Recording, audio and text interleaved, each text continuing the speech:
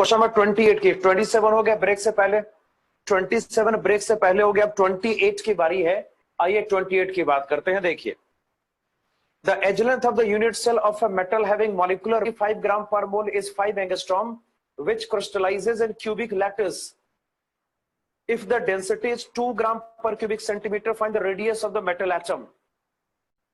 As length आपको दिया हुआ है, मॉलिक्यूलर मास गिवन है, डेंसिटी दिया हुआ है, रेडियस कैलकुलेट करना है। क्या करना भाई? रेडियस कैलकुलेट करना है। देख कैसे करेंगे।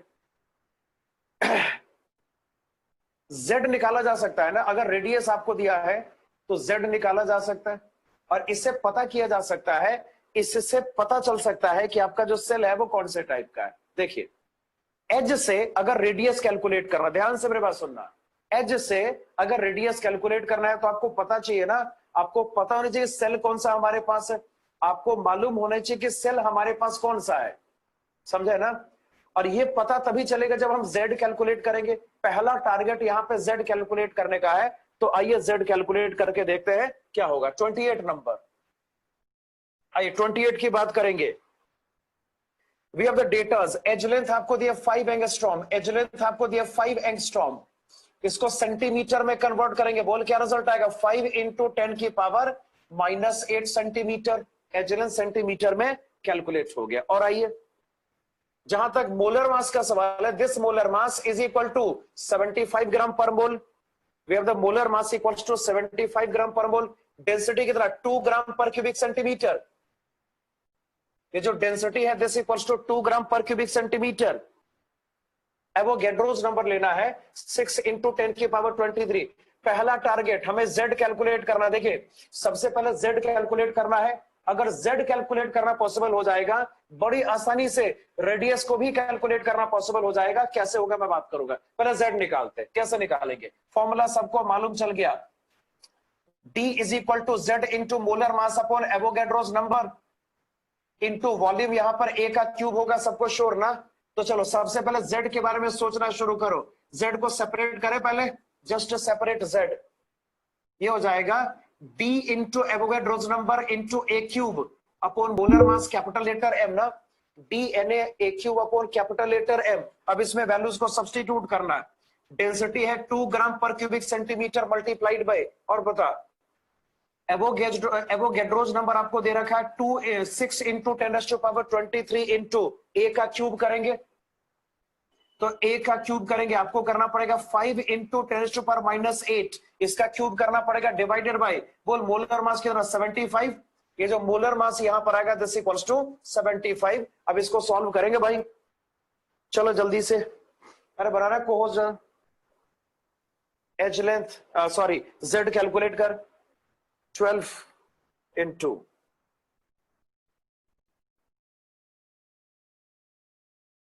2, z यहां पे 2 के बराबर होगा। z2 मतलब क्या? बीसीसी ना। z2 का मतलब यहां पर क्या? बीसीसी। सबको श्योर है? लिख के बताओ। अच्छा अभी तो ठीक है, z यहां पे 2 हो गया, सबको दिखाई दे रहा।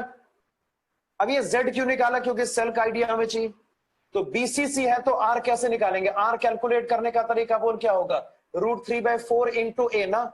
अब इसको सॉल्व करें, √3/4 इंटू a की वैल्यू पुट कर भाई, एंगस्ट्रॉम में कैलकुलेट करना है ना इसको, सॉरी पिकोमीटर में निकालना है, इसको पिकोमीटर में निकाल। तो क्या होगा?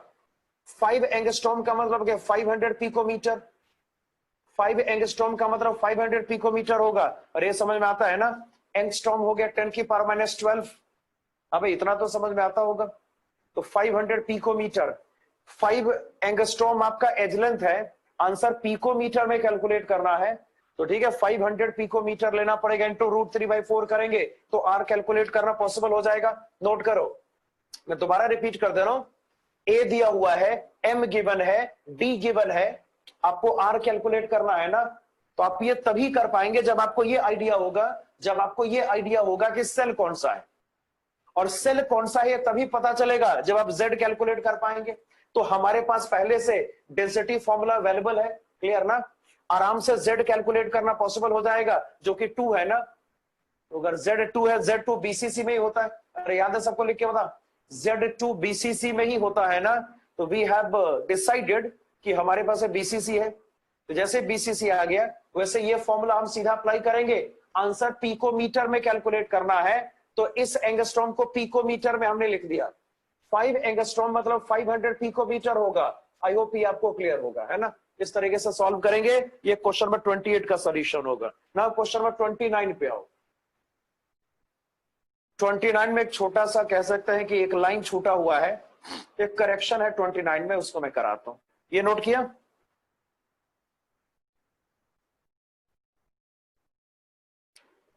क्वेश्चन इज, जरा 29 पे आओ। ये हो गया नोट ना? 29 पे आ जाओ। Palladium metal has a face-centered cubic crystalline structure in which there are 2 tetrahedron-shaped gaps and 1 octahedron-shaped gaps per palladium atom. It is well known that hydrogen hydride. अब लिखिए, इसमें करेक्शन करो। It is a well-known hydride. It is a well-known hydride. वो line जो है ना, well-known hydride लिखना। It is a well-known hydride. Full stop. अब एक लाइन जोड़िए, इसमें एक लाइन जोड़िए। If the hydrogen atoms are present, लिखिए, if the hydrogen atoms are present in the tetrahedral voids, if the hydrogen atoms are present in the tetrahedral voids. अब ठीक है, फुल स्टॉप। अब आगे इंपेरिकल फॉर्मूला पैलेडियम हाइड्राइड का PDHX है, X calculate करना। देखिए क्वेश्चन में करेक्शन किया। क्वेश्चन है, it is a well known hydride, the hydrogen atom is present in the tetrahedral wides. और बाकी क्वेश्चन वही है। देखिए क्वेश्चन क्या है, पैलेडियम FCC बनाता है। पैलेडियम क्या बनाता है? FCC बनाता है। तो जो सेल यहां पर है वो FCC है और पैलेडियम मेटल से बना हुआ है सेल है, मतलब आपका जो लैटिस पार्टिकल होगा वो क्या होगा? पैलेडियम। लैटिस पार्टिकल क्या होगा? बोल, पैलेडियम होगा। तो चलिए, लैटिस पार्टिकल यहां पे पैलेडियम है, इसका नंबर क्या? 4। FCC का नंबर 4 ना। अगर पैलेडियम से लैटिस पार्टिकल का फॉर्मेशन होगा, सोचिए, अगर पैलेडियम से लैटिस पार्टिकल का फॉर्मेशन होगा, क्या रिजल्ट आएगा? 4। अरे आएगा नंबर, लिख के बता, समझे इसको। पैलेडियम FCC का फॉर्मेशन कर रहा है, हाइड्रोजन टेट्राहेड्रल वाइड में है। मैंने क्वेश्चन में करेक्शन कराया था, कर लिया सबने? मैंने क्वेश्चन में करेक्शन कराया था, सबने कर लिया ना? तो हिंदी में क्वेश्चन का मतलब है कि पैलेडियम FCC का फॉर्मेशन कर रहा है और हाइड्रोजन टेट्राहेड्रल वाइड में प्रेजेंट है। हाइड्रोजन कहां पर है? टेट्राहेड्रल वाइड में प्रेजेंट है, और आपको इंपेरिकल फॉर्मूला कैलकुलेट करना, ये सवाल है। तो पैलेडियम कहां पे जाएगा? पैलेडियम का नंबर 4 हो जाएगा। और बताइए, हाइड्रोजन किस में प्रेजेंट है? टेट्राहेड्रल वाइड में। क्वेश्चन करेक्शन आई होप सबने कर लिया होगा। हाइड्रोजन प्रेजेंट है टेट्राहेड्रल वाइड में ना। बता FCC में टी वाइड का नंबर कितना होता है? लिख के बता। FCC में टी वाइड का नंबर कितना पॉसिबल होगा? बोल 8। यस और नो? FCC में टी वाइड का नंबर 8 होगा, सबको मालूम है। तो टी वाइड यहां पर 8 है, तो हाइड्रोजन 8 हो जाएगा। मतलब हमारा primary formula palladium coefficient 4, hydrogen coefficient 8 वाला है। अब इसको सिंप्लीफाई करेंगे, इसको इंपेरिकल फॉर्मूले में कन्वर्ट करेंगे, बोल क्या रिजल्ट आएगा? अब इसको इंपेरिकल फॉर्मूले में कन्वर्ट करेंगे, बोल क्या रिजल्ट आएगा? बता। PDH2 ना, राइट आंसर PDH2। अबे समझे? लिख के बता, समझे इसको? हिंदी में पैलेडियम FCC में है और हाइड्रोजन टी वाइड में है। क्वेश्चन में करेक्शन मैंने करा दिया, और आपको इंपेरिकल फॉर्मूला कैलकुलेट करना है, तो जो कि PDH2 होगा। इसको यहाँ पे PDHX लिखा हुआ है ना, इसको यहाँ पे PDHX लिखा हुआ है, और आपको x कैलकुलेट करना है। कंपैरिजन करेंगे, x यहाँ पे 2 के बराबर हो गया। आई होप इसमें कोई ये इतना बड़ा क्वेश्चन नहीं है कि आपको ये दिक्कत हो इसमें ज्यादा। अब इतना बड़ा क्वेश्चन तो है नहीं ये। समझे सवाल को? यस और नो? अरे समझे या नहीं समझे? अब जो लेट से आए वो उनकी गलती है, जो शुरू से थे मैं उनसे पूछ रहा हूं, वो समझ गए सारे। पैलेडियम 4, हाइड्रोजन 8 होगा ना, क्योंकि हाइड्रोजन टी वाइड में है। ये एम्पिरिकल फॉर्मूला होगा और X2 हो जाएगा। जल्दी नोट कर इसको। 29 के बाद करेंगे 31, जल्दी जल्दी करेंगे थोड़ा। 29 के बाद 31 पे आओ। क्वेश्चन नंबर 31, जल्दी नोट कर इसको।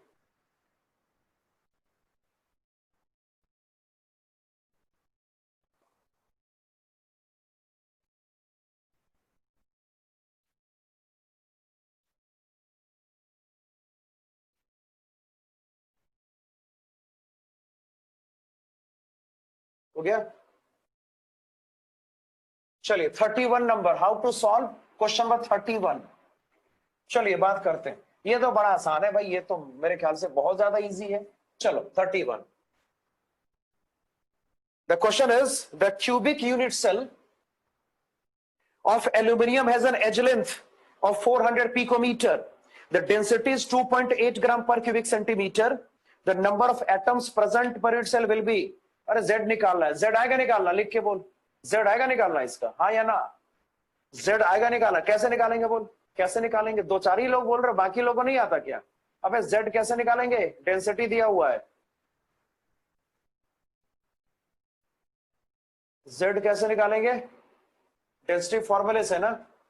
एल्युमिनियम है इसमें, देख एल्युमिनियम का केस है, आपको Z कैलकुलेट करना है, Z is to be calculated, all the informations are given, density 2.8 gram per cubic centimetre, density is 2.8 gram per cubic centimetre, और बताइए edge length is equal to 400 picometre.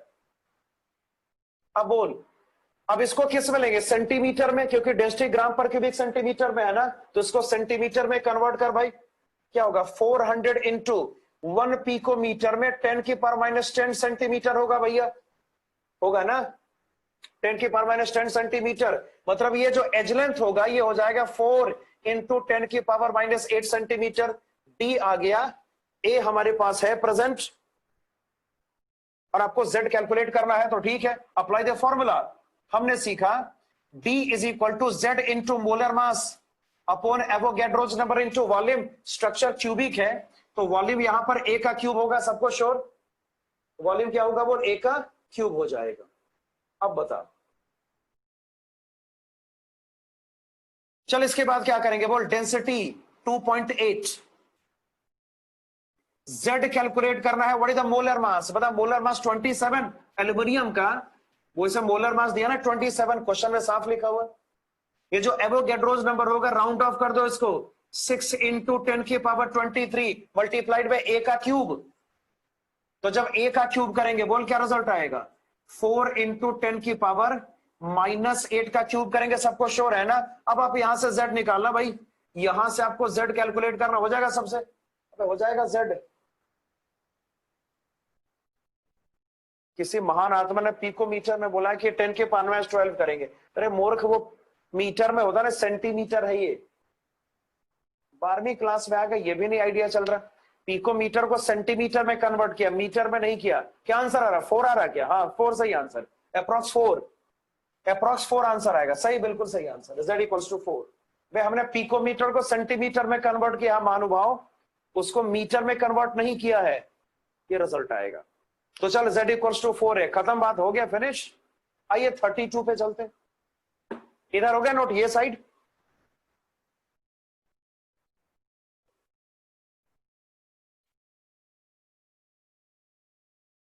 आइए 32 पे बातें करेंगे। 32 नंबर कैसे करेंगे सोचना शुरू करते हैं। The zinc sulphide structure is cubic. The unit cell में be described as a face centred sulphide ion sublattice with zinc ion in the center of alternate mini cubes are made by partitioning the main cube into 8 equal parts. The sum of nearest neighbors around each Zn2 plus and S2 minus in the unit cell will be equal to। देख भाई सवाल में उतना मत उलझ, zinc sulphide का structure मालूम है ना? हाँ या ना, लिख के बता। जो मैंने बोला था जिंक सल्फाइड याद है किसी को? S2 माइनस FCC का फॉर्मेशन करता है और Zn2 plus alternate tetrahedral void में प्रेजेंट होता है। तो इतना मालूम है ना? पढ़ के आए हो या देखो नोट्स में, अभी भी देख सकते हो, नोट्स में लिखा है ना, कम से कम लिखा तो होगा, अभी भी देख सकते हो, है ना वो? तो कुछ नहीं करना, Zn2 प्लस का और S2 माइनस का नियरेस्ट नेबर कैलकुलेट करके जोड़ देना है। Zn2 प्लस और S2 माइनस का जो नियरेस्ट नेबर होगा उसको कैलकुलेट करके जोड़ना है। नियरेस्ट नेबर कौन सा होता है? कोऑर्डिनेशन नंबर वाला ना, जो टच करेगा, जो टच करेगा वही ना। अब आयनिक सॉलिड में कोऑर्डिनेशन नंबर मतलब क्या? अपोजिट चार्ज वाला। कौन सा वाला? अपोजिट चार्ज वाला। तो जरा यहां देख, अगर कोऑर्डिनेशन नंबर Zn2 प्लस का निकालेंगे, कुछ याद है Zn2 प्लस का कोऑर्डिनेशन नंबर कितना होगा? याद कर, 4। देखो नोट्स में, देखो नोट्स में है ना ये। अब इसको मैं दोबारा नहीं बताने जा रहा भाई, इतनी मेहनत नहीं कर रहा मैं दोबारा। कोऑर्डिनेशन नंबर 4 नोट्स में लिखा हुआ है इसका, वो हमने प्रूव किया था ना। लगता है कि 8 होगा। हाँ भाई पहले बता, लगता है 8 होगा, मगर 4 कैसे हो गया था? बोल 4 कैसे हो गया था? लगता था 8 होगा ना। हाँ भाई किसी कोई कम से कम दो चार आंसर तो कर, ताकि मुझे भी लगे कि तुम कुछ पढ़ रहे हो, मोबाइल पे सर्फिंग नहीं करो क्लास के टाइम। अल्टरनेट टी वाइड में ना, याद है?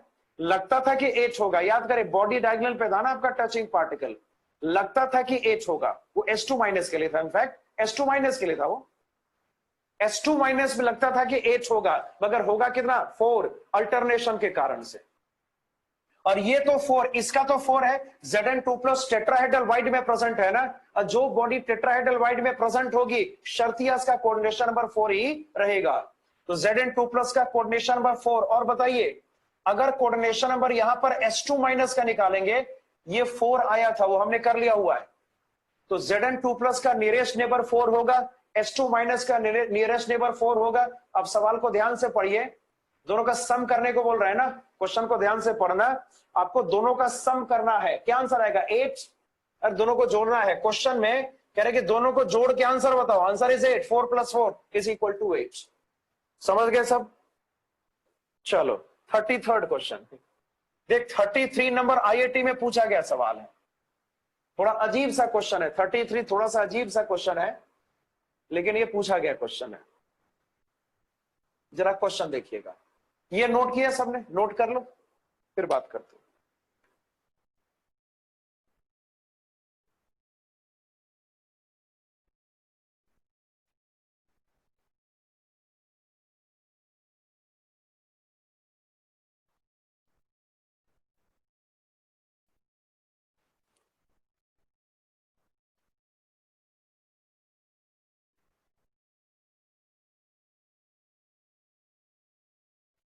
हो गया? हो गया, हटा दो। 33 नंबर एडवांस का क्वेश्चन आईटी का। थोड़ा सा आपको थोड़ा सा इसमें मुश्किल आपको हो सकता है आ जाएगी, लेकिन ये देखो कैसे करते हैं। पहले सवाल समझेंगे। 50% काम तो क्वेश्चन को समझने से रिलेटेड है। The question is, silver atomic weight 108 gram per mole has a density of 10.5 gram per cubic centimeter. The number of silver atoms on a surface of area 10 की power minus 12 meter square can be expressed in scientific notation as y into 10 की power 8, 10 की power x. The value of x is, देखिएगा कैसे करेंगे। देखो ध्यान से देखो जरा, सिल्वर है। चलो पहले डेटा कलेक्शन करेंगे। देखिए डेंसिटी आपको क्या दिया है? पर जरा डेंसिटी आपको दिया है 10.8 ग्राम पर क्यूबिक सेंटीमीटर। डेंसिटी आपको दिया है 10.8 ग्राम पर क्यूबिक सेंटीमीटर। सबको दिखाई दे रहा? Density is given as 10.8 gram per cubic centimetre. अब इसका मतलब क्या होगा? देख, इसका मतलब ये होगा, देखो, if volume is equal to 1 cubic centimetre, मान लो अगर वॉल्यूम आपका 1 क्यूबिक सेंटीमीटर है, तो जो आपका यहां पे सिल्वर का मास होगा मस्ट बी 10.8 ग्राम। इसमें सब सहमत हो? लिख के बता। अगर वॉल्यूम 1 क्यूबिक सेंटीमीटर है तो कितना मास होगा सिल्वर का? 10.8 ग्राम ना, यही तो मतलब होता है इसका। अरे यही मतलब होता है ना। 10.5 है, अरे ना वो 10.8 है। ठीक करो उसको, 10.8 करो, वो मिसप्रिंट है, दैट इज 10.8 कि 10.5। चल 10.5 पे ही करते हैं, 10.5 पे ही करते हैं, ठीक है। मैं 10.5 पे ही कर रहा हूं उसको। हाँ चलो मैं 10.5 पे कर रहा हूं, मतलब जो दिया उसी पे कर रहा हूं। मास 10.5 ग्राम हो गया, सबको दिखाई दे रहा? डेंसिटी का यही तो मतलब है। अब ऐसे सोच, तो जो आपका यहां पे कैपिटल लेटर एन होगा, capital letter N number of particles होता है ना, और नंबर ऑफ पार्टिकल्स कैलकुलेट करने का तरीका होगा मोल्स इनटू एवोगैड्रोस नंबर। अरे देख भाई ये तो गड़बड़ हो जाएगा, 10.8 पे कर उसको। ठीक है, फिर से चेंज कर 10.8। 10.8 ही है, वो मिसप्रिंट है, फिर 10.8 ही कर लो, है ना, उसी पे करेंगे। नंबर ऑफ पार्टिकल्स कैसे निकालेंगे? Moles multiplied by Avogadro's number, हाँ या ना बोल। नंबर ऑफ पार्टिकल्स कैलकुलेट करेंगे, क्या रिजल्ट आएगा? Moles multiplied by Avogadro's number. अच्छा मोल्स कितना? Mass by molar mass. हाँ भाई, moles mass by molar mass ना, तो 10.8 अपॉन मोलर मास कितना बोल सिल्वर का 108 क्वेश्चन में दे रखा है। अब क्वेश्चन पढ़िए, मोलर मास दिया हुआ है, दिस इज 108 ना, इंटू एवोगैड्रोस नंबर, ये अराउंड आएगा 6 इंटू 10 की पावर 23। अब इसको सॉल्व करें, तो जब इसको सॉल्व करेंगे बोल क्या रिजल्ट आएगा 6 इंटू 10 की पावर 22 आ रहा। मतलब अगर वॉल्यूम आपका 1 क्यूबिक सेंटीमीटर के इक्वल हो गया, अगर वॉल्यूम आपका 1 क्यूबिक सेंटीमीटर के इक्वल हो गया, तो उसमें जो पार्टिकल्स का नंबर आपके पास सिल्वर का आएगा must be 6 into 10 to power 22। यहां तक समझे सारे, यहां तक क्लियर है ना। अब आगे बढ़ते हैं, देख इधर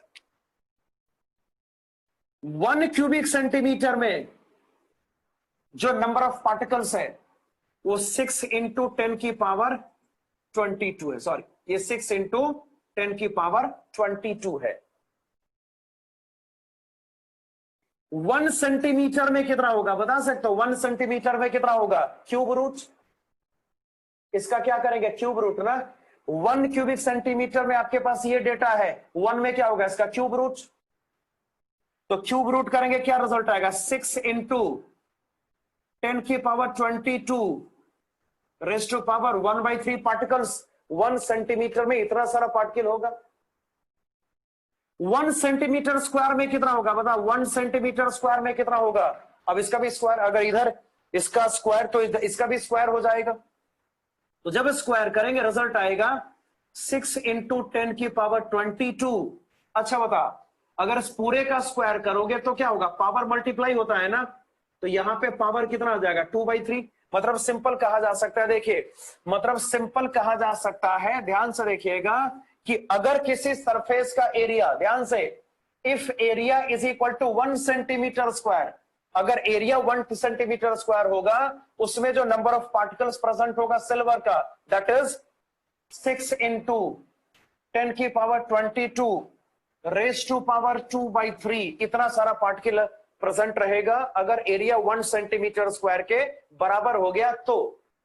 अगर एरिया 1 सेंटीमीटर स्क्वायर के बराबर हो गया, समझे ना, तो हमारे पास इतने सारे पार्टिकल्स होंगे, ऐसा क्वेश्चन का साफ कहना है।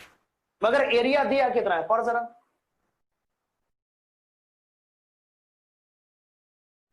गिवन एरिया कितना है? देखिए, गिवन एरिया की बात करो जिसमें कैलकुलेशन करना है, ध्यान से, गिवन एरिया की जो बात करेंगे जिसमें कैलकुलेशन करना है वो कितना है? ये दिया है 10 की power -12 metre square. Given area दिया है 10 की पावर -12 मीटर स्क्वायर। क्या इसको सेंटीमीटर स्क्वायर में कन्वर्ट कर पाओगे? 1 मीटर में 100 सेंटीमीटर होता है, मीटर स्क्वायर है, तो इसको मल्टीप्लाई करना पड़ेगा 10 की पावर 4 से। देखिए ये हो जाएगा 10 की पावर -12 इंटू 10 की पावर 4 करेंगे तो एरिया सेंटीमीटर स्क्वायर में कन्वर्ट हो जाएगा, जो कि आपको रिजल्ट देगा 10 की पावर -8 सेंटीमीटर स्क्वायर। तो सोचो 1 सेंटीमीटर स्क्वायर में इतने सारे पार्टिकल है, तो इसमें क्या हो गया? मल्टीप्लाई करना पड़ेगा ना। तो सोच, इस गिवन एरिया में अगर आपको टोटल पार्टिकल कैलकुलेट करना है तो क्या करेंगे? ये 1 सेंटीमीटर स्क्वायर का डेटा है ना, ये 1 सेंटीमीटर स्क्वायर का डेटा है। तो सोचिए जरा, मैं करके दिखाता हूं। 6 इंटू 10 की पावर 22 की पावर 2/3 मल्टीप्लाइड बाय 10 की पावर -8 करोगे तो पार्टिकल्स का नंबर कैलकुलेट करना पॉसिबल हो जाएगा। समझ बात को? अरे समझे क्या किया मैंने? देख मैं दोबारा समझा दे रहा हूं, याद है, मोलर मास 108, डेंसिटी दिया हुआ है। इस डेटा का मतलब क्या होगा? डेटा का मतलब यह होगा कि अगर वॉल्यूम 1 क्यूबिक सेंटीमीटर है तो सिल्वर का मास उसमें 10.8 ग्राम है। Density mass per unit volume होता है ना, तो जो सिल्वर का मास यहां पर होगा वो 10.8 ग्राम होगा। और बताइए, तो पार्टिकल सिल्वर का निकालेंगे मोल्स इनटू एवोगैड्रोस नंबर से, हमें यह रिजल्ट मिलेगा। अब बाकी मैथमेटिक्स है। 1 क्यूबिक सेंटीमीटर में इतना सारा पार्टिकल, 1 सेंटीमीटर में इतना पार्टिकल मैथ्स के हिसाब से, तो 1 सेंटीमीटर स्क्वायर में कितना पार्टिकल होगा? अगर यहां स्क्वायर तो यहां पर भी स्क्वायर करेंगे, स्क्वायर किया तो ये रिजल्ट आ गया। अगर एरिया 1 सेंटीमीटर स्क्वायर है तो इतना सारा पार्टिकल आपके पास सिल्वर का है। समझे ना? गिवन एरिया इतना दिया है क्वेश्चन में, आपको इसमें नंबर ऑफ पार्टिकल्स कैलकुलेट करना है। जी, आपको इसमें नंबर ऑफ पार्टिकल्स कैलकुलेट करना है। सोच तो कैसे करेंगे?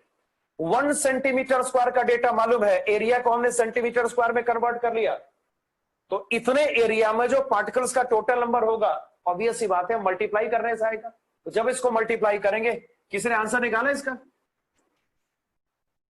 या था 7 इंटू 10 की पावर समथिंग, किसने निकाला इसका आंसर? 20/3 कैसे आएगा भाई? ये 7 इंटू 10 की पावर समथिंग आएगा भाई। 20/3 मतलब लगभग 7 ना? अरे 20/3 अराउंड 7 ही तो होगा। 10 की पावर क्या आएगा ये निकालना, 10 की पावर क्या आएगा?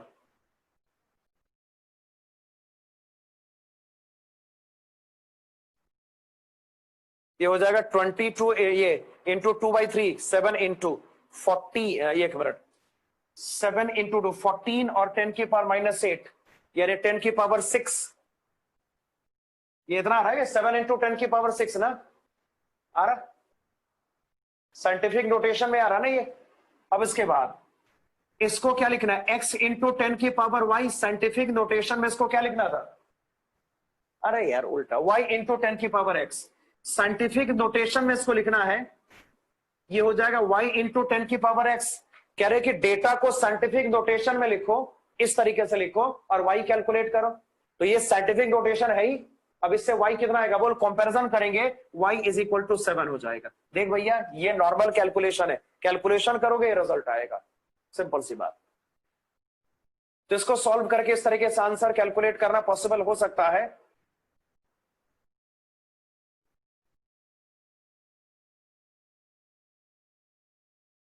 ठीक है ना? चलो इसको नोट करो।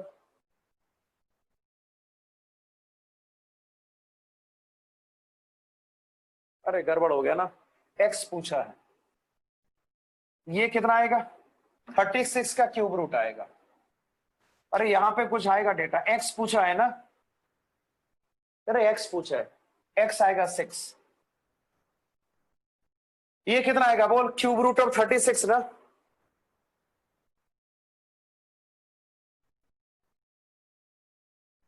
क्यूब रूट ऑफ 36, ठीक है ना? चलो ये हो गया।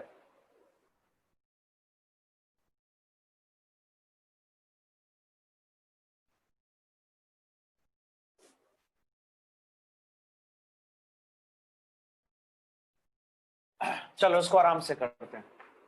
इसका आंसर जहां तक मुझे याद है 1.25 इंटू 10 की पावर 7 आता है सॉल्व करने से। कितना हो गया? x की वैल्यू 7। खत्म कर भाई इसको। अरे यहां तक समझ गया ना? बाकी खुद से करना, बाकी खुद से करना, बाकी खुद से करना, कैलकुलेशन घर पे करना। बाकी समझे क्वेश्चन कैसे किया मैंने? फिनिश कर भाई, इतना टाइम नहीं देंगे इसमें। यहां तक अगर हो गया तो उसके बाद तो कैलकुलेशन पार्ट है ना, कैलकुलेशन पार्ट करोगे। ये x पूछा है, y नहीं पूछा, x पूछा है, x आएगा 7 के इक्वल। चल हो गया, खत्म। अगला सवाल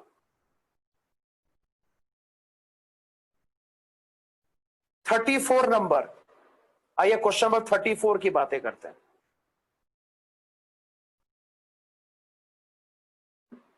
हटा दो उसको, नोट कर लिया? हटा दो उसको, नोट कर लिया ना?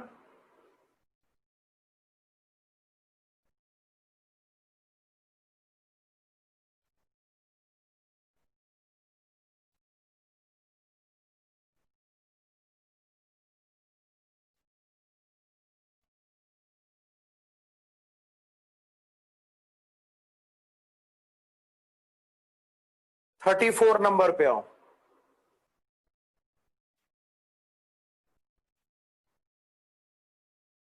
34 नंबर पे आओ।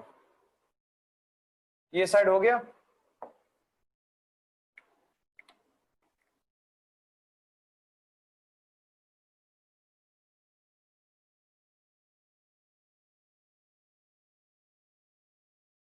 Spinel is an important class of oxides. Question number 34. Spinel is a important class of oxides consisting of two types of metal ions. Which oxide ion arranged in CCP pattern? CCP मतलब FCC. Oxide ion FCC pattern में. The normal spinel has 1/8 of the tetrahedral holes occupied by one type of metal ion and 1/2 of the octahedral hole occupied by another type of metal ion. Such a spinel is formed by Zn2 plus Al3 plus O2 minus with Zn2 plus in the tetrahedral holes. Give the formula for spinal, ये तो हो ही जाएगा, spinal याद है ना। देखिए spinal में क्या क्या है बोल, O2 माइनस सीसीपी मतलब एफसीसी होता है, सीसीपी मतलब एफसीसी होता है, तो जो O2 माइनस का नंबर आएगा मस्ट बी इक्वल टू 4, ये जो O2 माइनस का नंबर यहां पर होगा मस्ट बी इक्वल टू 4। और चल भाई अगर Zn2 प्लस का नंबर कैलकुलेट करेंगे बोल क्या रिजल्ट आएगा, Zn2 प्लस टेट्राहेड्रल वाइड में प्रेजेंट है और वो टेट्राहेड्रल वाइड के 1/8 पार्ट में है ना, अगर Zn2 प्लस का नंबर कैलकुलेट करेंगे रिजल्ट यहां पर होगा 1/8 टाइम्स ऑफ टेट्राहेड्रल वाइड, इसको लिख सकते हैं 1/8 इंटू टी वाइड का नंबर 8 ना, आंसर यहां पे 1 के इक्वल हो जाएगा। आगे क्वेश्चन का कहना है कि जो Al3 प्लस है ये half of the octahedral wide में प्रेजेंट है, ये स्पाइनल ही है ना, Al3 plus half of the octahedral wide में प्रेजेंट है, मतलब सिंपल है, अगर यहां पे half of the octahedral wide करेंगे बोल क्या रिजल्ट आएगा 1/2 इंटू एफसीसी में जो ऑक्टाहेड्रल वाइड्स का नंबर होगा 4 के इक्वल ना, मतलब Al3 प्लस का जो नंबर ऑफ आइंस इस केस में होगा is equal to 2। So that means अगर इसको फाइनल करेंगे जिंक का कोफिशिएंट 1, एल्युमिनियम का 2 ना, ऑक्सीजन का 4 हो गया फाइनल। ये स्पाइनल ऐसे ही तो होता है ना Ab2O4 के फॉर्म में, स्पाइनल Ab2O4 के फॉर्म में ही होता है, हो गया कंप्लीट हो गया। अरे समझे इसको, स्पाइनल Ab2O4 के फॉर्म में होता है और अब ये फिनिश हो गया।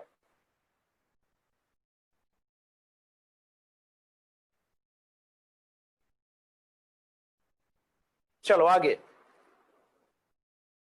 कर लिया नोट्स, अब आ जाए क्वेश्चन नंबर 35 पे जरा, हो गया नोट हटा दो उसको, मतलब यहां देख, अब यहां देखना 35 कैसे करेंगे सोचते हैं। KCl crystallizes in the same type of lattice as does NaCl, given that RNa plus upon RCl minus is equal to 0.5 and RNa plus upon RK plus equals to 0.7। कुछ रेशोज आपको दिया हुआ है, calculate the ratio of sites of unit cell for KCl to that of NaCl, B the ratio of densities of NaCl to that of KCl। चलो काफी अच्छा question ये है। NaCl टाइप याद है ना, NaCl टाइप मैं ड्रॉ कर देता हूं, मैं एक बार NaCl टाइप को ड्रॉ कर देता हूं फिर बात करते हैं। NaCl टाइप को एक बार फिर से ड्रॉ कर लेते हैं भाई। हमने पढ़ा था कि एनाइन एफसीसी का फॉर्मेशन करेगा और कैटाइन प्रेजेंट होगा ऑक्टाहेड्रल वाइड्स में ना, एनाइन एफसीसी का फॉर्मेशन करेगा, कैटाइन प्रेजेंट होगा ऑक्टाहेड्रल वाइड्स में, कहां पे प्रेजेंट होगा ऑक्टाहेड्रल वाइड्स में है ना। तो देखो जो कैटाइन है उसको क्या लेंगे, उसको ले लो डॉट से, और जो हमारा एनाइन होगा उसको यहां पर क्या लेंगे सर्कल से। तो सर्कल यहां पर एफसीसी का फॉर्मेशन करेगा, तो कराते हैं सर्कल यहां पर क्या बोल एफसीसी का फॉर्मेशन करेगा, कॉर्नर ऑक्यूपाई कर दिया, बाकी ऐसे फेस सेंटर्स को ऑक्यूपाई करेंगे, फ्रंटल फेस का ये सेंटर है, रियर फेस का ये सेंटर है, हो गया। और जो डॉट होगा वो कहां जाएगा, बॉडी सेंटर पे और एज सेंटर पे ना। आई होप तुम्हें इतना याद होगा। अब याद है, मैंने बोला लोकेशन याद करना पड़ेगा, सारे आयनिक सॉलिड्स का लोकेशन याद करना मस्ट है। तो चल भाई बता मुझे, बॉडी सेंटर पे ऑक्टाहेड्रल वाइड होता है सबको याद है, और ये एज सेंटर पे होगा ना, ये एज सेंटर पर होगा तो ठीक है, ड्रॉ करके बात करते हैं इसकी।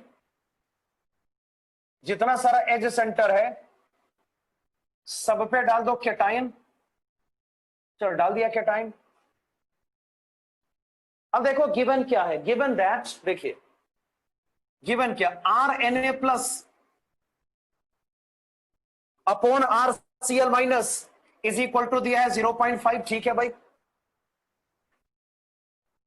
RNa प्लस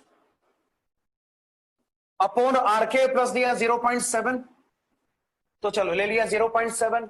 अब ध्यान से देखिए इसके बाद क्या करेंगे, हमें करना क्या है। क्वेश्चन का कहना है कि जैसा NaCl का स्ट्रक्चर वैसे KCl का भी स्ट्रक्चर होता है।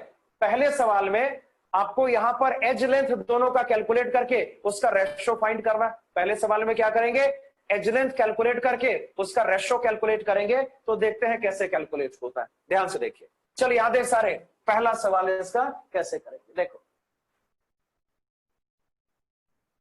एक काम कर, यहां देख, एक ऑप्शन ये हो सकता है ना, मैं बताऊं, जैसे मान लो इसको इससे डिवाइड कर लेते हैं। क्या करेंगे? इसको डिवाइड करेंगे इससे।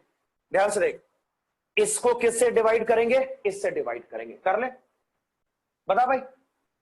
अगर इसको इससे डिवाइड करोगे तो क्या लगता है क्या होना चाहिए? बता, क्या रिजल्ट आएगा? बोल। ये हो जाएगा are K plus upon RCl minus ना, हा या ना? बता, R K plus upon RCl minus is equal to क्या? 5/7। मुझे लगता है इतना गणित आपको समझ में आता होगा, आता है सबको ना? अबे क्या किया? बोल, क्या किया? समझ में आया तुम्हें? इस इक्वेशन को इससे डिवाइड करेंगे, Na प्लस आराम से कैंसिल हो जाएगा ना, के प्लस ऊपर Cl माइनस डिनोमिनेटर में, तो R K plus upon RCl minus equals to 5/7। इसमें कोई शक नहीं। अब काम करते, रुक जा, मैं चाहता हूं कि आर के प्लस को मैं सेपरेट कर लूं। अगर आर के प्लस को सेपरेट करेंगे, बोल मुझे क्या रिजल्ट आएगा? ये होगा 5/7 इंटू आरसीएल माइनस, यस और नो? ये जो आर के प्लस होगा will be equal to 5/7 into RCl minus, इसमें कोई शक नहीं। चल, मुझे आर एन ए प्लस भी चाहिए, मान लो मुझे आर एन ए प्लस भी कैलकुलेट करने का मन है, तो यहां से आर एन ए प्लस भी तो आ ही जाएगा, आएगा ना आर एन ए प्लस? अरे आएगा, सब देख ध्यान से, आएगा ना? क्रॉस मल्टीप्लाई करेंगे, आर एन ए प्लस कितना? बोल, 0.5 टाइम्स ऑफ आरसीएल माइनस। इतना कुछ करना पॉसिबल हो सकता है ना? इतना तो आराम से कर सकते। इधर का नोट कर लिया होगा ना? हटा दो मैं इधर का, देख इधर, जरा ध्यान से देखना, जरा ध्यान से देखना इसको। क्या यहां पर ए ऑफ NaCl कैलकुलेट कर सकते हो? जरा सोच के देख, ए क्या होगा? जरा यहां देख, दिमाग लगाओ, ए क्या होगा? देख, यहां से यहां का डिस्टेंस क्या होगा? ए, हाँ या ना? लिख के बता। यहां से यहां का डिस्टेंस क्या होगा? ए ना? अबे होगा, जो मैं लिख रहा हूं वो समझना। ये हो जाएगा 2 into R N A plus, 2 into R N A plus plus RCL minus. जरा ध्यान से देखिए, जरा ध्यान से देखिए, ये एनाइन इस केटाइन को टच करेगा, केटाइन इस एनाइन को, ये तो वाइड में होता है, याद कर, ये तो वाइड में होगा, ये आसपास के सारे एनाइन को टच करेगा ना। अब ये आसपास के सारे एनाइन को टच करेगा, इसमें कोई शक की बात नहीं। तो जरा सोच के देखो, ये है कैसा? अगर मैं एग्जैक्टली ड्रॉ करूं तो यहां पर ऐसा एनाइन है, ये एनाइन ऐसा है ना, बीच में यहां पर ऐसा केटाइन होगा, और यहां पर क्या प्रेजेंट होगा? एनाइन। ये एनाइन, ये केटाइन, ये क्या? एनाइन, ऐसा ही कुछ है। देखो ध्यान से, ऐसे ही है ना? यहां से यहां का डिस्टेंस क्या? बोल, ए। इस ए में क्या पॉसिबल है? बोल, यहां से यहां क्या होगा? R minus plus R plus, उसका च्वाइस करेंगे तो ए कैलकुलेट करना पॉसिबल हो जाएगा। और एक काम करते हैं, Na प्लस को मैं सब्स्टिट्यूट कर रहा हूं, बता। अगर Na प्लस को सब्स्टिट्यूट करेंगे, बोल क्या रिजल्ट आएगा? आर Na प्लस को लिख सकते हैं कितना? 0.5 times of RCL minus. R Na plus को लिखा जा सकता है 0.5 times of RCL minus plus RCL minus आपके पास यहां पे पहले से भी प्रेजेंट है। अब इसको सॉल्व कर, क्या रिजल्ट आएगा? बोल, 0.5 times of RCL minus plus RCL minus 1.5 times of RCL minus, इसका ट्वाइस करेंगे, क्या रिजल्ट आएगा? बोल, 3 इंटू आरसीएल माइनस। अरे बात को समझे? लिख के बता। यहां तक समझे क्या किया मैंने? अरे यहां तक समझे क्या किया मैंने? ये एज ऐसा ही दिखेगा ना, दोनों साइड से एनाइन होगा और बीच में केटाइन प्रेजेंट होगा। अब आगे चल, क्या ए केसीएल निकालना आएगा फिर बड़ी आसानी से? क्वेश्चन का कहना है कि जैसा केसीएल वैसा NaCl, जैसा NaCl वैसा केसीएल, तो केसीएल का भी सेम स्ट्रक्चर है, ऐसा क्वेश्चन में कहा गया।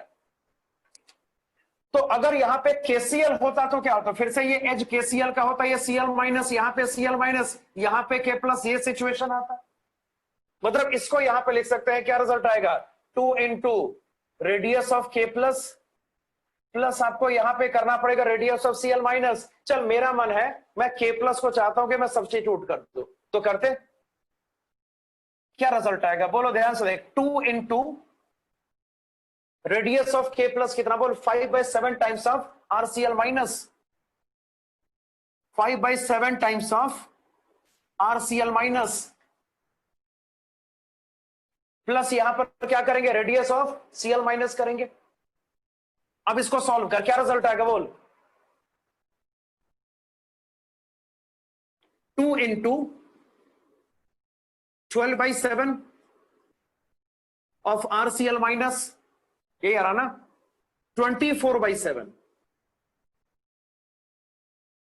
RCl minus. देख रहा सबको, अरे देख रहा, यहां तक देखा सब, बता यहां तक देखा ना।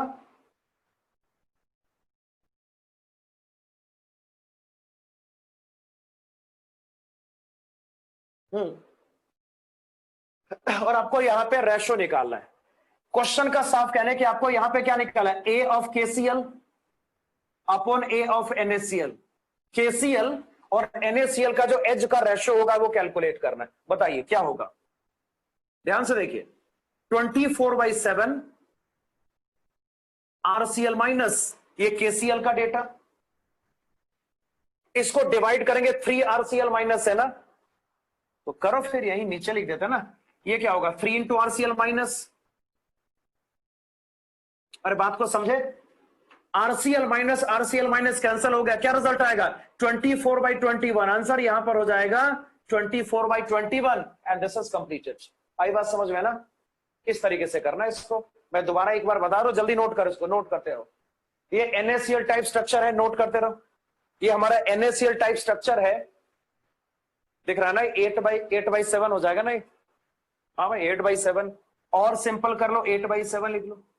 हाँ, क्वेश्चन कैसे किया मैंने, ये NaCl टाइप स्ट्रक्चर है और आपको यहां पर एज लेंथ का रेशो निकालना है, और हमें क्या क्या दिया हुआ है, ये रेशो दिया हुआ है। तो अगर हमें NaCl को सोचना है तो ये काम करेगा ना, ये तो बिल्कुल काम करेगा, मगर KCl को सोचेंगे तो ये तो काम नहीं करेगा। हमें K प्लस और Cl माइनस का रेशो चाहिए था, तो कुछ नहीं, मैंने डिवाइड करके इसको निकाल लिया। फिर मैंने K प्लस को Cl माइनस के टर्म्स में कर दिया, Na प्लस को Cl माइनस के टर्म्स में कर दिया। उसके बाद बड़ा सिंपल, ANaCl केटाइन एनाइन के रेडियस के सम का ट्वाइस होगा, तो ये रिजल्ट आएगा। वही चीज यहां पर भी है, डिवाइड करेंगे रेशो निकल जाएगा। चलो इसको जल्दी नोट करो। फिर आपको डेंसिटीज का रेशो भी कैलकुलेट करना है। बता ये कैसे निकालेंगे, डेंसिटीज का रेशो कैसे निकालेंगे, कोई बता सकता है मुझे, डेंसिटीज का रेशो कैसे निकालेंगे, फॉर्मूले से। अरे फॉर्मूला लगाना और क्या, ये हो गया नोट सबका।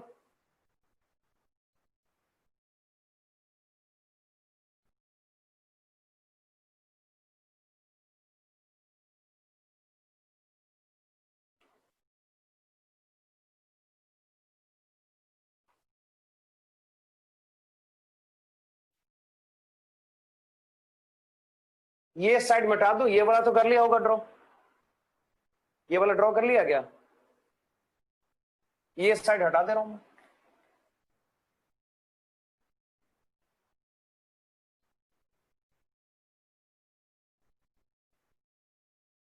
हाँ जी, अब ध्यान से देखिए, जरा डेंसिटी का रेशो निकालना है, NaCl बाई KCl करना है। क्या करेंगे, NaCl बाई KCl करेंगे, करते। दूसरा सवाल पार्ट बी, देखिए इधर, D of NaCl is equal to क्या होगा बोल, Z of NaCl into molar mass of NaCl upon Avogadro's number, और बताइए अपॉन वॉल्यूम ना, तो वॉल्यूम तो A का क्यूब, मतलब सिंपल है, A ऑफ NaCl लेंगे और इसका क्यूब करेंगे, सबको श्योर। D NaCl ऐसे निकालना पॉसिबल हो जाएगा, हाँ या ना, D NaCl का ये फॉर्मूला होगा ना भाई। अब डेंसिटी फॉर्मूला तो बहुत बार रिपीट हो गया, डेंसिटी फॉर्मूला बहुत बार रिपीट हो गया, तो मेरे ख्याल से ये तो याद हो गया होगा थोड़ा बहुत। और बताइए D ऑफ KCl का भी सेम फॉर्मूला ना, क्या लिखेंगे, Z ऑफ KCl इंटू यहां पर क्या, molar mass of KCl upon Avogadro's number into A of KCl का cube. This is equation number second, ये आपका सेकंड इक्वेशन है। यहां तक दिक्कत है किसी को, लिख के बता, यहां तक प्रॉब्लम है किसी को, एनी प्रॉब्लम। अब बताइए, रेशो निकालना बड़ा सिंपल सा टास्क है, 1 को 2 से डिवाइड करेंगे और क्या करेंगे, कुछ नहीं। अब देखिएगा, D ऑफ NaCl अपॉन आप यहां पे करेंगे डी ऑफ केसीएल, मतलब कि 1 को 2 से डिवाइड करेंगे। अब तुम बताओ z कैंसिल होगा कि नहीं होगा, z सेम होगा कि डिफरेंट होगा, बोल। अरे z सेम होगा कि डिफरेंट होगा, बता। z सेम होगा ना, डिफरेंट नहीं होगा। NaCl टाइप में तो z हमेशा 4 ही रहता है ना भाई, वो कोई सा भी कंपाउंड होगा z हमेशा 4 ही रहेगा, श्योर ना। मतलब NaCl का z और KCl का z कैंसिल हो जाएगा। और बताइए Na एवोगैड्रोस नंबर कैंसिल हो जाएगा ना। अब क्या बचेगा बता, अब क्या बचेगा बोल। बाकी सब लिखो, यहां पे क्या लिखेंगे, molar mass of NaCl upon आपको यहां पे करना पड़ेगा molar mass of KCl multiplied by, और बोल क्या करेंगे, A ऑफ KCl अपॉन यहां पर होगा A ऑफ NaCl, टोटल का क्यूब। आई बात समझ में, टोटल का क्यूब करेंगे। अब इसको सॉल्व करते हैं, देखिएगा NaCl का मोलर मास होगा 58.5 अपॉन KCl का बोल 74.5, यस और नो। पोटेशियम का मोलर मास मालूम है, पूछूंगा तो बहुत सारे लोग नहीं बता पाएंगे। पोटेशियम का मोलर मास कितना बोल, 39। क्लोरीन का 35.5 ना, यानी 74.5। तो चलिए MnACl 58.5 इतना मालूम है, 12वीं क्लास में तो इतना मालूम होना चाहिए, अपॉन MkCl 74.5 मल्टीप्लाइड बाय, और बोल देखो इधर देख, ये रेशो 8/7 है कि नहीं, तो 8/7 करेंगे और इसका क्यूब करेंगे। अब ये रेशो कैलकुलेट हो जाएगा, तो आप खुद से निकाला रेशो कितना आता है, खुद से कैलकुलेट करना, ठीक है ना, समझे, खुद से करना इसको, ठीक है, जो भी आता है खुद से निकाल लेंगे इसको। कैलकुलेटर यूज करना पड़ेगा लेकिन खुद से निकाल लेंगे इसको। तो समझे सारे, ये तो मैंने इसका रिकैप तो बता दिया था, इसका रिकैप तो बहुत आसान है ना, ये तो बड़ा इजी क्वेश्चन है। Z सेम होगा, ये सबको क्लियर है, हाँ या ना, हमें जवाब दो। देख मैंने बोला NaCl टाइप है ना भाई, NaCl टाइप बहुत सारे क्रिस्टल में होता है, बोला था ना पहले भी कि सबसे कॉमन एग्जांपल जरूर NaCl है, मगर इसके बहुत सारे एग्जांपल और भी है। तो क्वेश्चन में है कि KCl NaCl में दोनों में एक जैसा स्ट्रक्चर है, NaCl टाइप स्ट्रक्चर है, ऐसा सवाल का कहना है, समझे बात को ना। तो Z दोनों केस में 4 ईच होगा, इसमें कोई शक की बात नहीं। तो बस डेंसिटी का फॉर्मूला यहां पे लिखा मैंने, डिवाइड कर दिया, तो Z कैंसल होगा, Na एवोगैड्रोस नंबर कांस्टेंट है, वो तो कैंसल होगा ही होगा, आराम से आंसर आ जाएगा, जो भी आंसर आता लिख लो इसको। चलो नोट कर लिया ना, नोट कर लिया। Now proceed to the next question. Proceed to the next question, and that will be question number 36. That will be question number 36. थोड़ा जल्दी करो।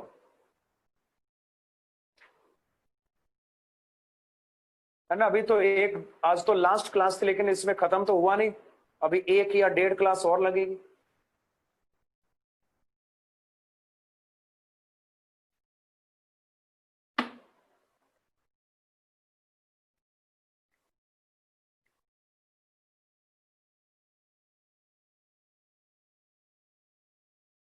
क्वेश्चन नंबर 36 देखते हैं क्या लिखा है इसमें।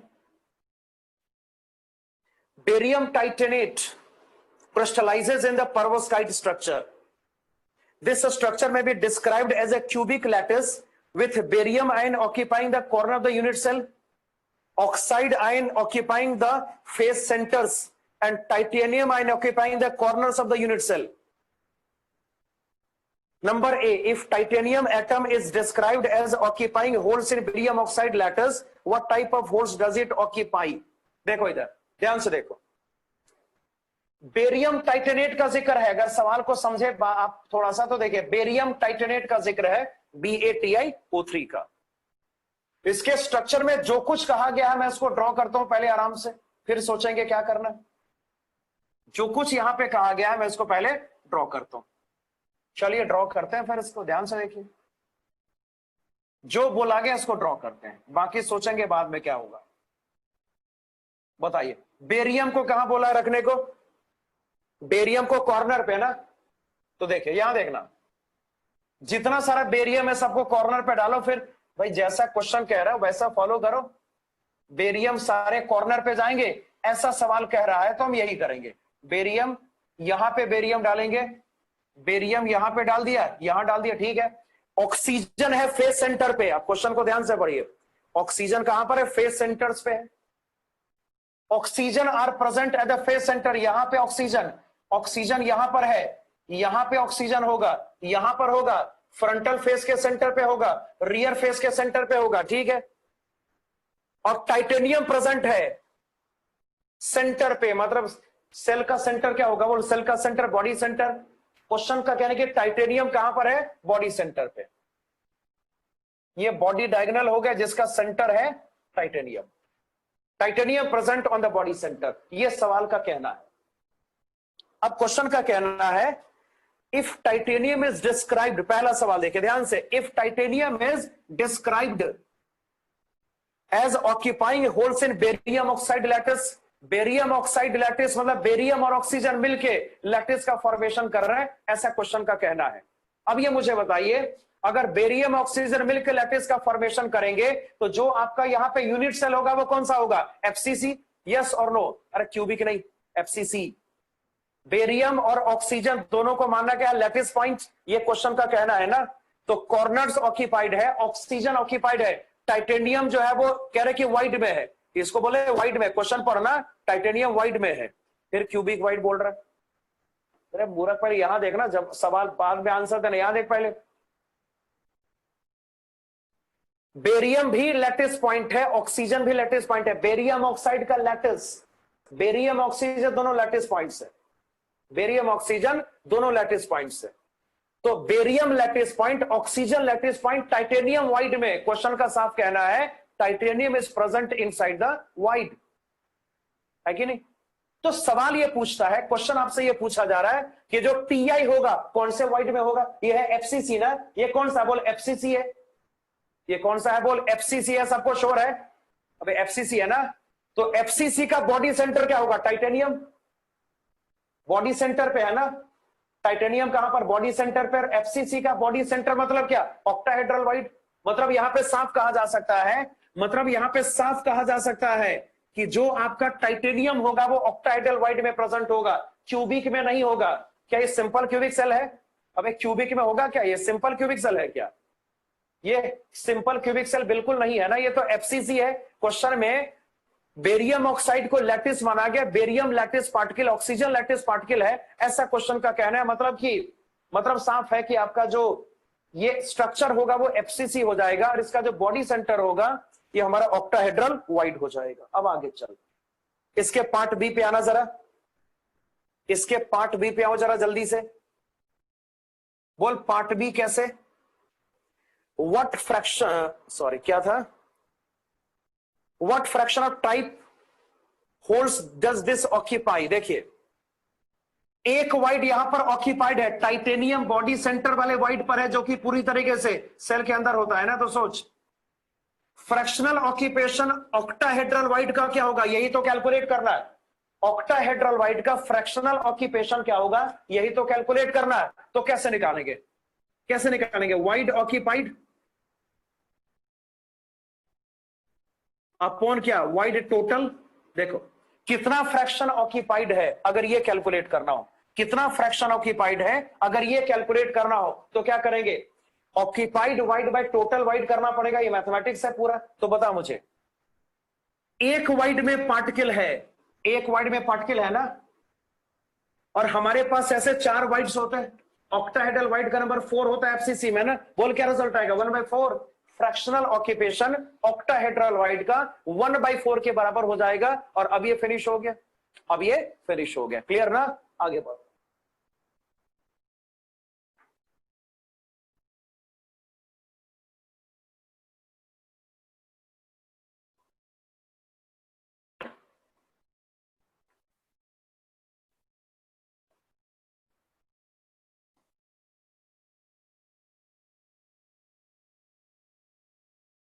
आइए क्वेश्चन नंबर 37 पे आते हैं।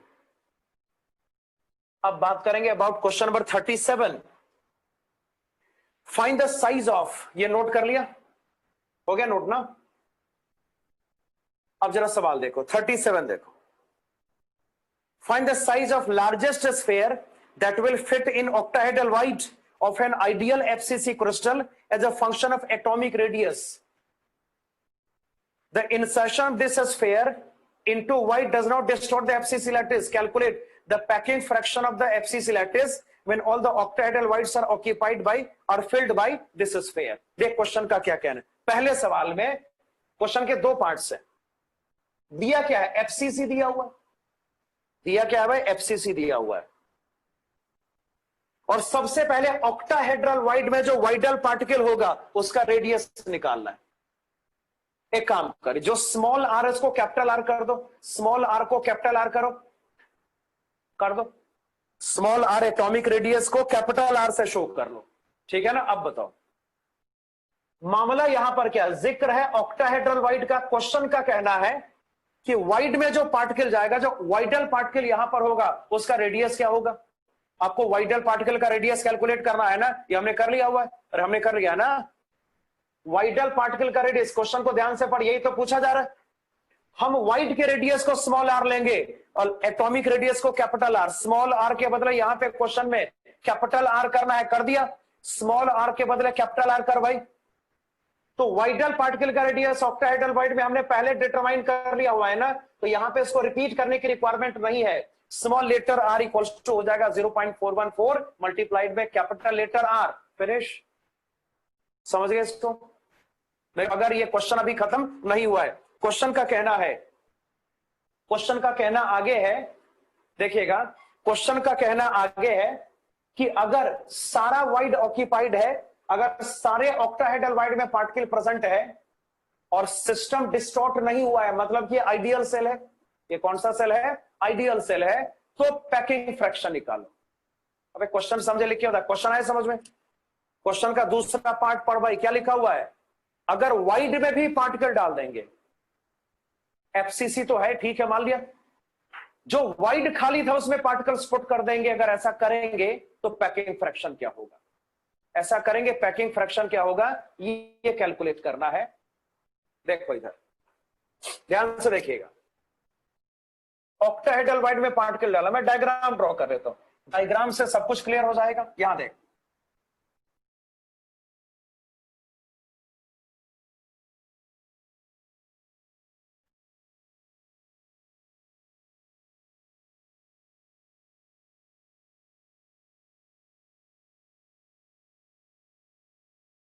ये हो गया क्यूब।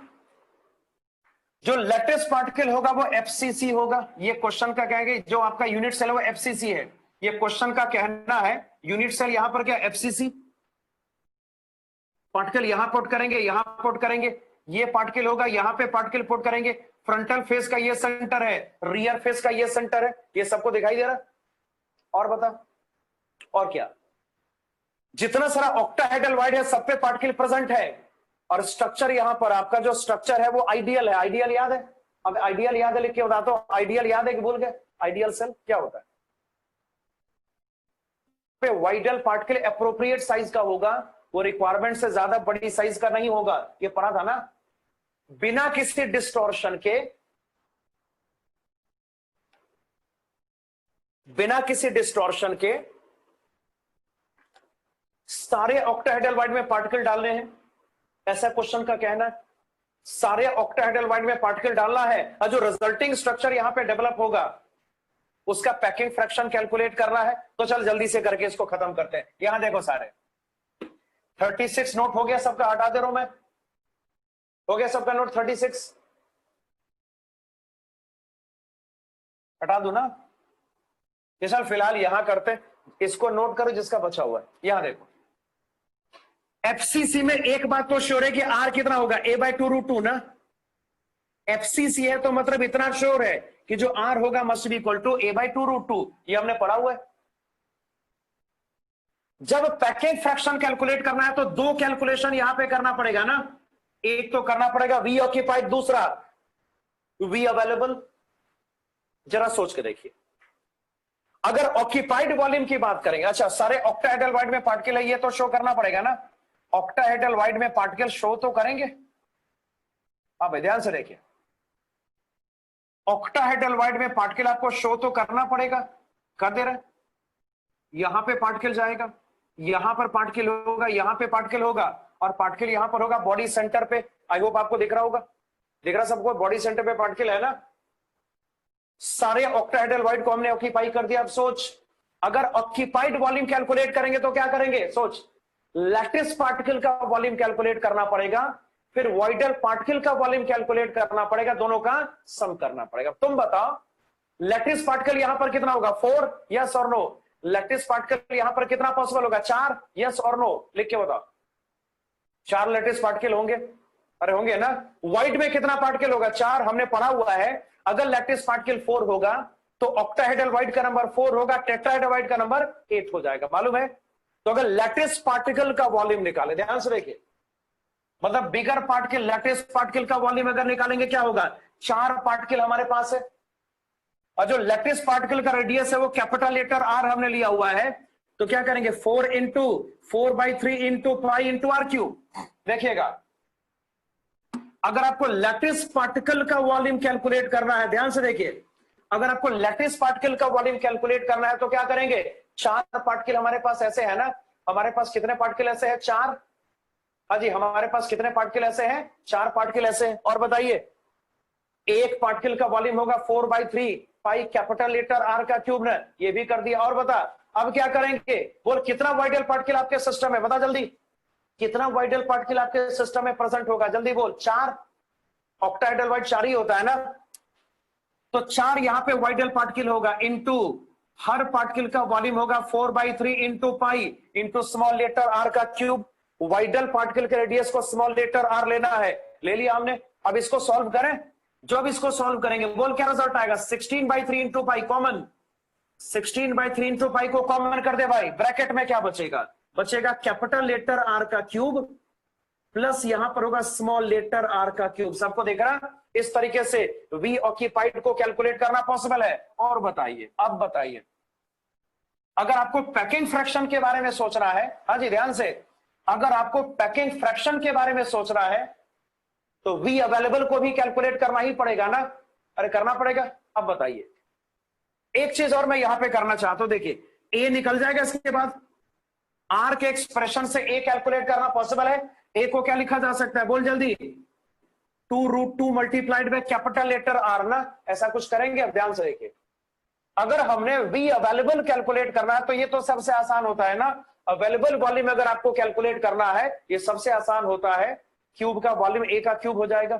तो ए का क्यूब करेंगे, फिर ए को लिखेंगे बहुत आसानी से, क्या, 2√2 इंटू कैपिटल लेटर आर का क्यूब करना पड़ेगा। बोल क्या रिजल्ट आएगा, दिस इज इक्वल टू, यहां पर होगा 16 into √2 into capital letter R का क्यूब ना। अब ध्यान से, वी ऑक्यूपाइड कैलकुलेट हो गया, वी अवेलेबल भी कैलकुलेट हो गया। अब क्या करेंगे बोल, अब मालूम है ना, अबे पूरा चैप्टर खत्म हो गया ऑलमोस्ट, इतना तो पता होगा पैकिंग फ्रैक्शन कैसे निकालते हैं। क्या करेंगे बोल, वी ऑक्यूपाइड को डिवाइड करना पड़ेगा वी अवेलेबल से। तो अगर हमने पैकिंग फ्रैक्शन कैलकुलेट करना है तो क्या करेंगे, वी ऑक्यूपाइड अपॉन करना पड़ेगा V available, this equals to बोल, वी ऑक्यूपाइड को लिखते हैं आराम से, 16 इंटू पाई ब्रैकेट में कैपिटल लेटर आर का cube plus small letter R का क्यूब डिवाइडेड बाय, अच्छा अपॉन 3 भी है ना, अपॉन 3 है, डिवाइडेड बाय, और बोल ये डेटा 16 इंटू √2 इंटू यहां पे कैपिटल लेटर आर का क्यूब करेंगे, सबको श्योर है। अब बता भाई, सॉल्व करें इसको, जब सॉल्व करेंगे रिजल्ट यहां पर होगा π/3 इंटू √2 ना। और जरा बताइए क्या होगा, आगे क्या होगा, बोल जल्दी, आगे क्या होगा। देख, इससे इन दोनों को डिवाइड करेंगे, इतना मैथ आता है आपको, तो 1 प्लस ये कितना बोल, small letter by capital letter R का क्यूब, ये समझे, यस सर नो बता। अरे डिवाइड करेंगे तो यही आएगा ना, ये नॉर्मल मैथ्स है, ये नॉर्मल मैथमेटिक्स है। अब सोचिए, ये कितना, π/3√2 मल्टीप्लाइड बाय 1 प्लस, और थोड़ा ध्यान से देखिए, small R by capital R 0.414, यहां तो पहले से जाहिर है, small letter by capital letter R 0.414, तो सिंपल सी बात है, यहां पर क्या लेंगे, 0.414 लेना है, इसका क्यूब करना पड़ेगा, सबको श्योर ना, इसका क्यूब करना पड़ेगा, सबको श्योर है। अब इसका आंसर कैलकुलेट करेंगे, अप्रोक्सीमेट आंसर आता है 0.78 समथिंग, यानी 0.79 है, अप्रोक्सीमेट आंसर 0.79 आएगा सॉल्व करने के बाद।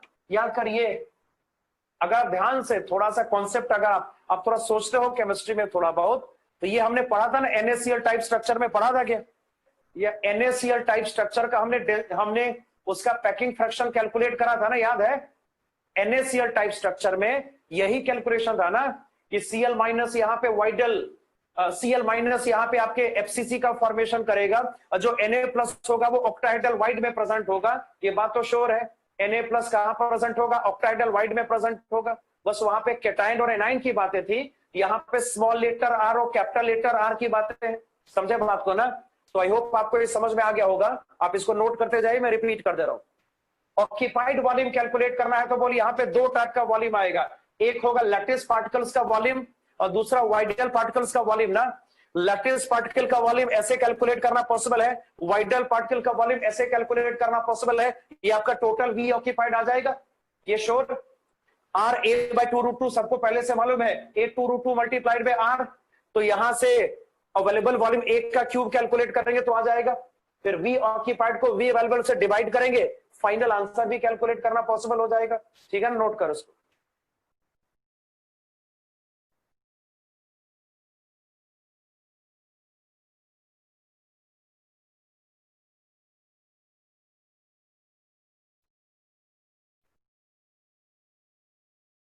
चले, आज तो ये खत्म नहीं हुआ है तो अभी इसकी एक्स्ट्रा क्लास और लगाएंगे, एक क्लास और लगेगी कम से कम। कुछ क्वेश्चन बच रहा है और एक छोटा सा टॉपिक बच रहा है, डिफेक्ट्स इन द क्रिस्टल का। ठीक है ना, तो वो करना पड़ेगा, एक क्लास और लगेगी इसकी में, तब हो पाएगा ये। 38 नंबर पे आना जरा, क्वेश्चन नंबर 30। नोट किया इसको? हाँ भाई, नोट हो गया?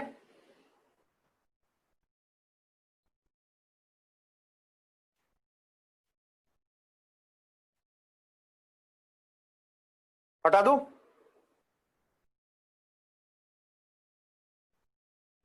थोड़ा जल्दी करो।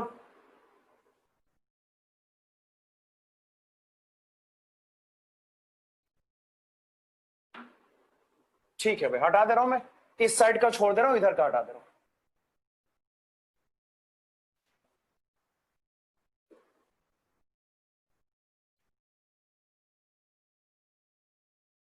थर्टी एट करेंगे, उसके बाद खत्म कर दे। क्वेश्चन नंबर 38 पे आओ, जल्दी देखो। A cubic unit cell contains manganese ion at the corners, fluoride ion at the center of each edge. A B C तीन क्वेश्चन पूछा जाए। सबसे पहले सवाल में इंपिरिकल फॉर्मूला कैलकुलेट करना है। पहले सवाल में क्या निकालेंगे? बोल, इंपिरिकल फॉर्मूला कैलकुलेट करना है। तो चलो करते, देखो डायग्राम इसका ड्रॉ करेंगे।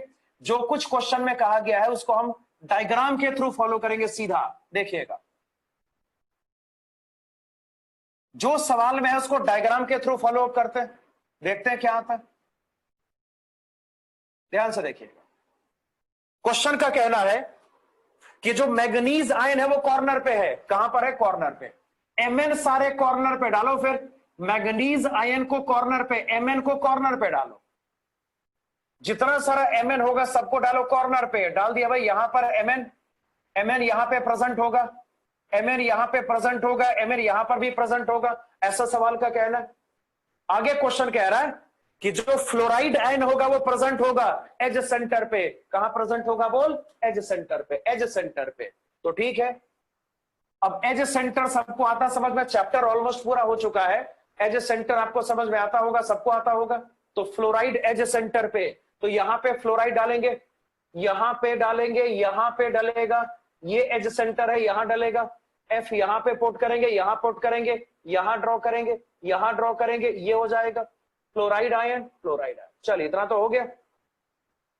चलो, पहले इंपीरिकल फॉर्मूला कैलकुलेट करने की बातें हैं। पहले सवाल में इंपीरिकल फॉर्मूला कैलकुलेट करना, तो चल नंबर्स कैलकुलेट करना पड़ेगा ना। बोल, Mn का नंबर क्या होगा? कोई बता सकता है Mn का नंबर क्या होगा? बोल जल्दी। Mn यहां पर टोटल 8 कॉर्नर्स पे है, टोटल कॉर्नर 8 है, सबको दिखाई दे रहा? Mn टोटल 8 कॉर्नर पे, लेकिन सबका कॉन्ट्रीब्यूशन 1/8 ना। ये डिस्कशन हो चुका है, ये डिस्कशन हो चुका है कि जो Mn जो कॉर्नर पार्टिकल होगा उसका कॉन्ट्रीब्यूशन हमेशा 1/8 होगा। तो हम यहां पर 8 इंटू 1/8 करेंगे, बोल क्या रिजल्ट आएगा? 1। 8 इंटू 1/8 करेंगे, बोल क्या रिजल्ट आएगा? 1। ये तो हो गया सॉल्व। एफ का कितना नंबर आएगा? बोल, एफ का नंबर कितना? एज सेंटर पे सारा फ्लोरीन है ना, टोटल 12 एज सेंटर होता है, सबको याद होगा। तो आपको ये भी शायद याद होगा, एज सेंटर पे कंट्रीब्यूशन 1/4 होता है ना। तो एज सेंटर पे कंट्रीब्यूशन 1/4 लिखेंगे, बोल क्या रिजल्ट आएगा? 3 आएगा ना। 3 सबको श्योर है, 3 आएगा। तो फ्लोराइड आयन का नंबर यहां पे 3 के बराबर होगा। मतलब सिंपल सी बात, जो यहां पे कंपाउंड है उसका इंपेरिकल फॉर्मूला MnF3 है। ये तो हो गया सॉल्व। अगला सवाल और बोलिए, उसके बाद क्या पूछ रहे हैं? Mn आयन का कोऑर्डिनेशन नंबर कैलकुलेट करना है। बताइए, Mn आयन का कोऑर्डिनेशन नंबर कैलकुलेट करना है, कैटाइन का कोऑर्डिनेशन नंबर कैलकुलेट करना है, उन एनाइंस का नंबर काउंट करना पड़ेगा जो कैटाइन को टच कर रहा होगा ना, उन एनाइंस का नंबर काउंट करना पड़ेगा जो कैटाइन को टच कर रहा होगा। मुझे बताइए क्या करेंगे?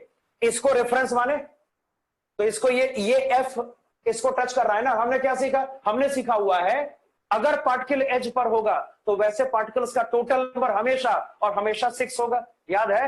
ये ट्रिक याद है सबको? ईमानदारी से बोल, ट्रिक याद है? एज पे हमेशा 6 पार्टिकल होते हैं ना। एज पे कहीं पर भी जाओगे, किसी भी तरीके से प्रोसीड करोगे, इक्वल डिस्टेंस पे पार्टिकल्स का नंबर हमेशा 6 आएगा। तो Mn का कोऑर्डिनेशन नंबर 6 होगा। बोला जा सकता है ऐसा, Mn आपके 6 फ्लोरीन को टच करेगा ना, कोऑर्डिनेशन नंबर 6 हो गया। बस लास्ट है, सी कैसे करेंगे? कोई कह सकता है सी कैसे करेंगे? आपको यहां पर एज लेंथ कैलकुलेट करना है सेल का। आपको यहां पे सेल का एज लेंथ कैलकुलेट करना है। ध्यान से देखिएगा, अगर यहां पर ए कैलकुलेट करेंगे तो क्या करेंगे? जरा सोचो, ए का मतलब क्या? यहां से यहां तक ना। मतलब क्या? 2 कैटाइन ऐसे प्रेजेंट है, और सॉरी हाँ, दो कैटाइन ऐसे प्रेजेंट है। Mn का 2 कैटाइन ऐसे प्रेजेंट है और F माइनस बीच में प्रेजेंट है, और ये डिस्टेंस आपका एज लेंथ है। ये डिस्टेंस आपका क्या बोल? एज लेंथ है ना। तो सबको दिखाई दे रहा? दिख रहा होगा सबको? तो मुझे बता, ए का मतलब क्या होगा? ट्वाइस ऑफ कैटाइन का रेडियस प्लस एनाइन का रेडियस ना। यस और नो बता। तो ट्वाइस ऑफ कैटाइन का रेडियस प्लस एनाइन का रेडियस। अब वैल्यूज डालो, बोल कितना कितना रेडियस आपको दिया हुआ है? कैटाइन का रेडियस कितना है? पढ़, 0.65। कैटाइन का रेडियस 0.65, 2 इंटू 0.65 प्लस एनाइन का 1.36। बोल क्या रिजल्ट आएगा? सॉल्व कर। ये कितना आ रहा है? 4.02 आ रहा है। सबका आ रहा है क्या? ठीक है, आंसर इज 4.02 एंगस्ट्रॉम। हाँ भाई, तो आज ये कंप्लीट नहीं हुआ, एक क्लास अभी और लगेगी इसमें, तब ये कंप्लीट होगा, है ना। एक बार रिवाइज करो कि क्या क्या पढ़ा। आज के सारे क्वेश्चन क्लियर है ना? अबे मेरी तरफ ध्यान दे, पहले बोर्ड पे देख, बोर्ड पे देख। सब इधर उधर काहे देख रहे हो भाई? आज के सारे क्वेश्चन क्लियर है? आज जो जो क्वेश्चन मैंने कराया सब क्लियर है ना? तो एक बार घर पे भी देखना कैसे कैसे क्वेश्चन इसका मैंने सॉल्व करा है। तो अगली क्लास में बाकी क्वेश्चन आपको करने पड़ेंगे, और एक छोटा सा टॉपिक है डिफेक्ट्स इन द क्रिस्टल का, वो बहुत छोटा सा टॉपिक है, उसको करना पड़ेगा, है ना। तो चलिए अगली क्लास में बात करते हैं। ये क्वेश्चन सबका क्लियर हो गया? ये क्वेश्चन सबका क्लियर हो गया ना? चलो ठीक है, मैं फिनिश कर रहा हूं, आगे बात करेंगे। ओके।